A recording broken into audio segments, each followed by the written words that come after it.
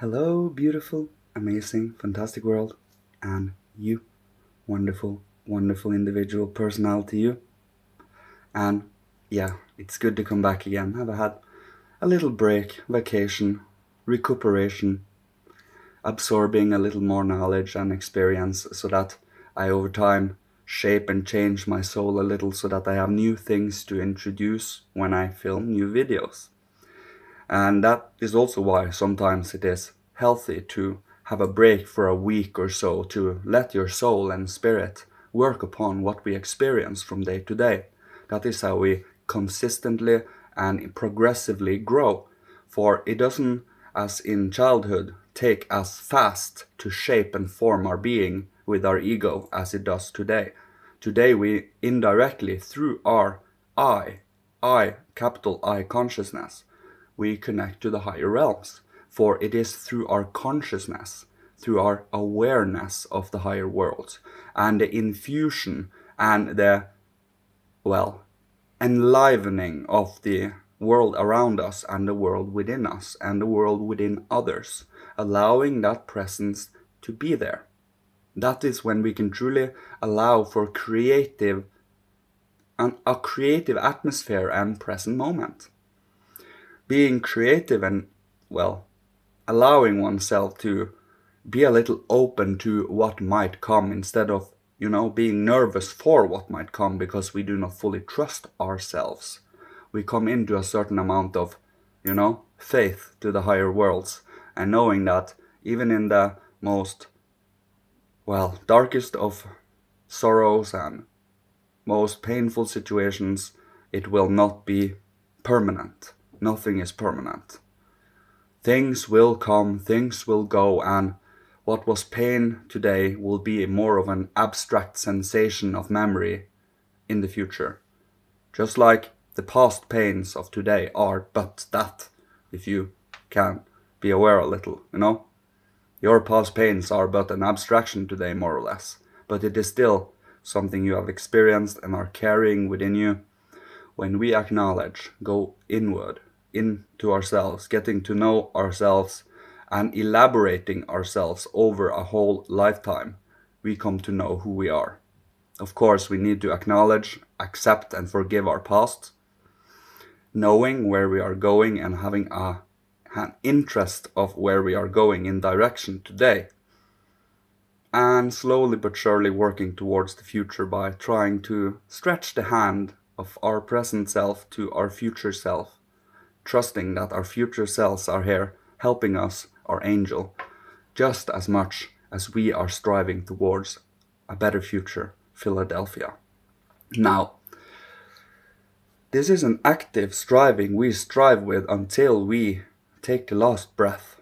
It is not a certain goal in the future where that is where we stop, that is where we are going to have the permanent vacation of our life.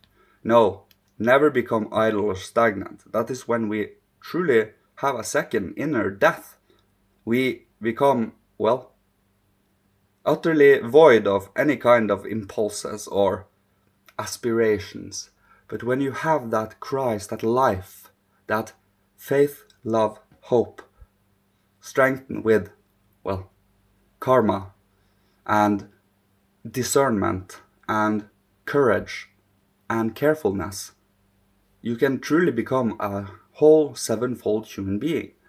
Of course, you also have our sheaths, the physical, etheric, astral, and our ego, and the higher forms of the physical, etheric, and astral, which is spirit self, life spirit, and spirit man, which is only in rudiments today.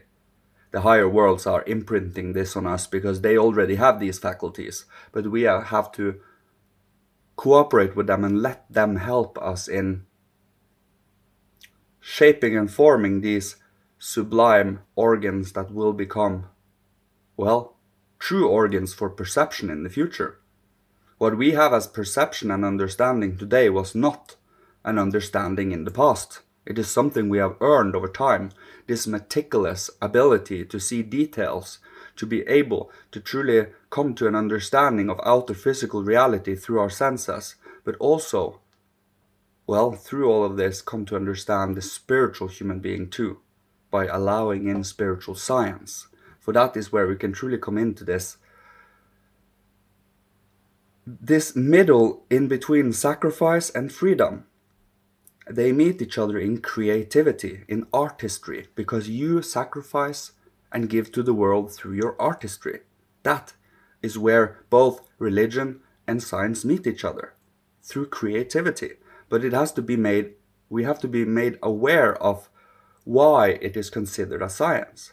You see, science is about the state of being you are in when you are studying and, experimenting and such. You are in a state of, objectivity in a sense.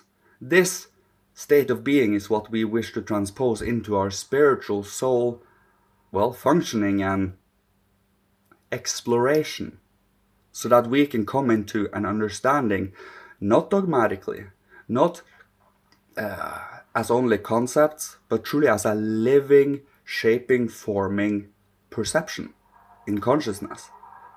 Of course, we need to allow ourselves to let life flow within us and not let everything be static, because it's not. Not a single thing in this universe is static.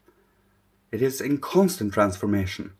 And yes, this physical earth might fall away, but we as soul spiritual beings will still move on. We will still be in reality and in existence, even though the physical reality and earth around us, as sense perceptible and can be touched in that regard, we still will be soul spiritual. We will become far more sublime than this, and what was physical will be less and less relevant. For there will be far different interests and values we have in the future than consumption, than consuming and production and, more or less depleting whatever forces of the material we can ever have and dry it up until we have nothing left. We have experienced everything. And what will happen then, if we are only following materialism? More and more depravity will come, for there will be no moral values to hold on to anymore.